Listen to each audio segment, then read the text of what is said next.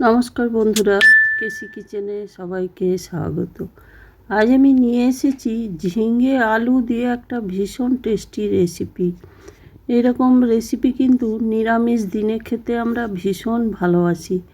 এই রেসিপিটি করার জন্য কিন্তু ঝিঙে তো লাগবেই, সেই জন্য আমি কিছুটা ঝিঙে নিয়েছি। ঝিঙেগুলোকে দেখো, প্রথমে আমি ধুয়ে নিয়েছি ভালো করে, ভীষণ মাটি থাকে ঝিঙের মধ্যে। এরপরে এর খোসাগুলোকে বেশ ভালো করে ছুলে নিচ্ছি। তবে একটু একটু খোসা থাকলে ঝিঙের অসুবিধা নেই, কারণ কি অনেক ঝিঙের খোসা বাটাও আমরা অনেক সময় খেয়ে থাকি। দেখো, ঝিঙেটা ছুলে নিয়ে মাঝে মাঝে আমি কেটে দিচ্ছি। দেখো, সমস্ত ঝিঙেগুলো আমার কাটা হয়ে গেছে। আর একটা আলু নিয়েছি, আলুটাও ডুমো করে কেটে নিলাম। এরপরে দেখো, এটা মুগ পোস্ত, সেই জন্য আমি কিছুটা পোস্তকে ভালো করে মিক্সির জারের মধ্যে কয়েকটা কাঁচা লঙ্কা দিয়ে পেস্ট করে নেব। তার জন্য আমি একটা মিক্সির জারের মধ্যে দিয়ে দিলাম পোস্ত পরিমাণ মতো, কয়েকটা কাঁচা লঙ্কা আর জল দিয়ে 2-3 মিনিটের জন্য এটাকে আমি ছেড়ে দেবো। তারপরে কিন্তু সেটা পেস্ট করে রেখে নিলাম। এই দিকে দেখো, 1 কাপের মতো মুগ ডাল আমি ভিজিয়ে রেখেছি। যেহেতু এটা মুগ পোস্ত, সেই জন্য মুগ ডালও অবশ্যই চাই। মুগ ডালটা ভিজিয়ে রেখে দেওয়ার পরে জলটা বেশ ভালো করে কচলে কচলে ধুয়ে নিয়েছি। ধুয়ে আমি ওইদিকে মিক্সির জারের মধ্যে দিয়ে পেস্ট করে নিলাম।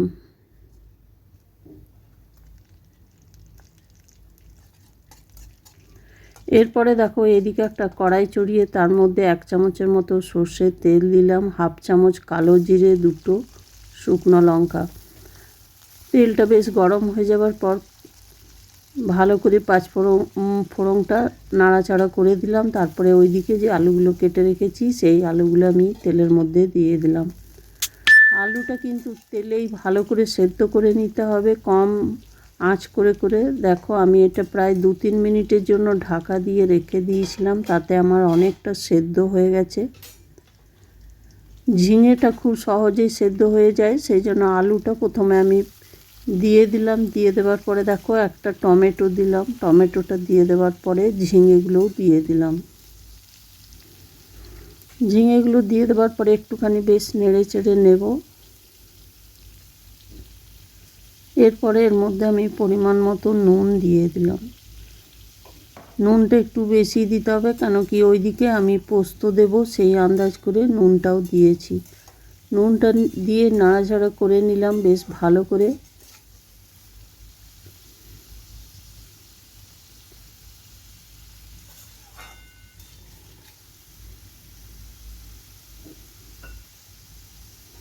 দেখো, ঝিঙে আলুটা আমি ভালো করে ভেজে নিলাম।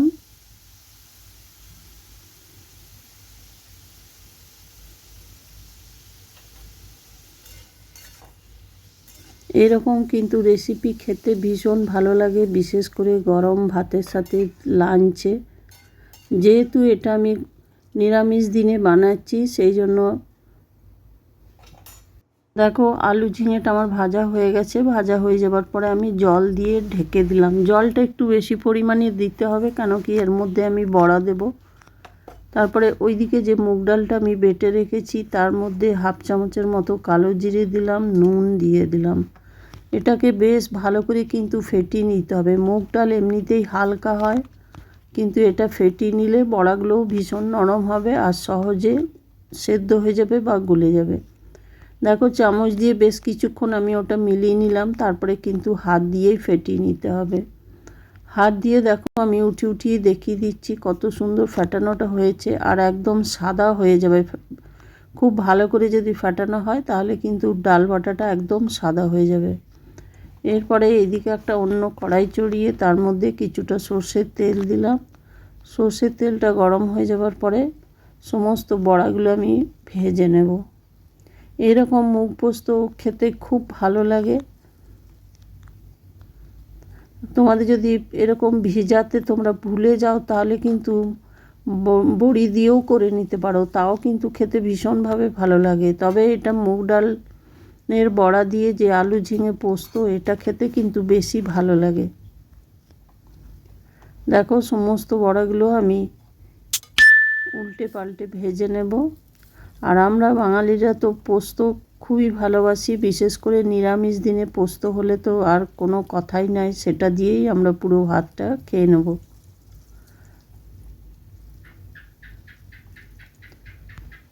দেখো সমস্ত বড়াগুলোকে আমি আস্তে আস্তে উল্টে নিচ্ছি, একদম লাল লাল করে কিন্তু বড়াগুলোকে ভেজে নিতে হবে।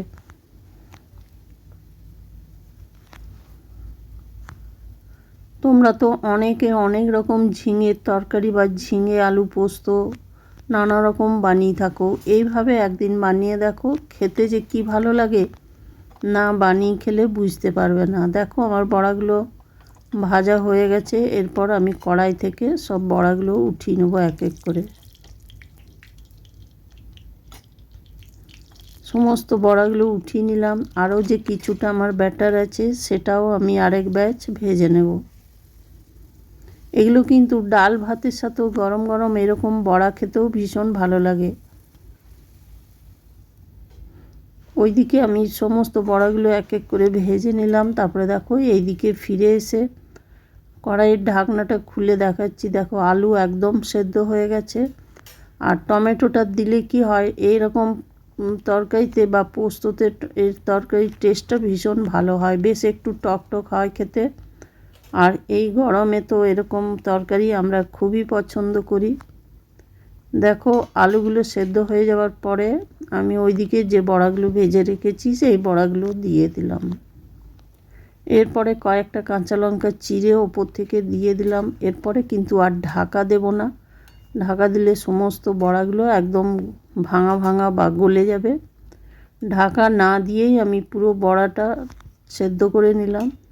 এরপরে ওইদিকে যে পোস্তটা বেটে রেখেছি সেই পোস্তটা আমি দিয়ে দিলাম। পোস্তটা কিন্তু আঁচটা কম করে দিতে হবে, তা নাহলে কিন্তু পোস্তটা একদম সেই ছানা ছানা ফাটা ফাটা হয়ে যায়, আর দেখতেও ভীষণ খারাপ লাগে, আর পোস্তর সমস্ত টেস্টও নষ্ট হয়ে যায়। সেই জন্য পোস্ত খুব বেশি রকম ফোটানোর দরকার হয় না, তাহলে কিন্তু পোস্তর যে একটা টেস্ট সেটা নষ্ট হয়ে যায়।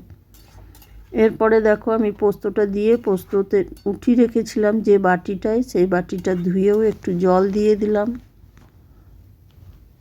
আর 1 মিনিটের মতো এটা লো ফ্লেম করে, একদম লো ফ্লেম করে কিন্তু ফুটিয়ে নিতে হবে। হাই ফ্লেম কিন্তু এরপরে করা চলবে না, তাহলে কিন্তু পোস্তটা বারবার বলছি একদম ফাটা ফাটা হয়ে যাবে। দেখো আমি 1 মিনিটের মতো ফুটিয়ে নিচ্ছি, আর এটাকে কিন্তু সমানে নেড়ে যেতে হবে।